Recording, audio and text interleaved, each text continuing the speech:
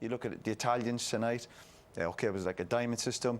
You look obviously the Spanish, but even the French boys, you have to keep the ball. You get away with it against lesser teams, but when you come up against the better teams, eventually they will break you down. OK, it was on penalties tonight, but England were lucky they got the penalties. Yeah, but we've been, you're right, because we've been, but I remember when I was a kid, I was at like the national school, if you like, Lillishore, an FA thing, and it's the same things have been getting said for so long, and it's like, we say the same arguments, the same things every time they go out, but when's it ever going to change? What will change it? I mean, you're involved with the FA, and we're changing this with the kids' smaller side pitch. Do you think that will make a change for when we go into a tournament like that? Well, it won't make a change for 2 years' time, because you've got to start working on kids of 5, 6, 7 years old so that they come through.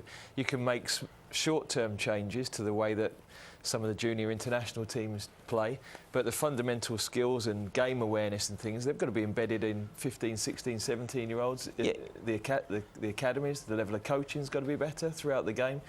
We ask England managers, we sack England managers, but they can only play with the group they've got. And I think with the group we had this time, we were never going to outplay teams. Yeah, but no matter what system we played. We're talking about playing like the Spanish or this Portuguese, and we do this, and no disrespect to Roy Hodgson, if you like, but he has a set way of playing. So we have an England manager who plays very, defensively, 2 banks of 4, and then we're talking about, we're going to change this for the kids and do this, and we're going to get players playing between the lines and doing this and skill for that. And we don't even play like that. So, and he's the head man of England. But England have produced top players in terms of Paul Scholes, Paul Gascoigne, which would get in most international teams, but they still haven't done it at international level when it comes to big tournaments. What are the mental problems with England set up? We saw again the penalty shootout tonight. Going into it, you just couldn't see England winning it. OK, you might think because they rode their luck, but what is it with these players when they come to the big games that you see them every week in the Premiership, being top players, the Gerrards. Gerrard never got a kick tonight. Parker in the middle of the park, got near nobody. Rooney, OK, he's not played much. But don't you think get a kick tonight? Don't you think we overhyped the Premier League a bit too much? Absolutely, of course. And we equate that with England. Yeah, we do. And they're not the same thing at all. And the reality is the creative players, the goal scorers in the Premier League are predominantly But to me, foreign England players. still underperform in the big tournaments. They still don't do enough, whatever you can say, bad luck or whatever it might be.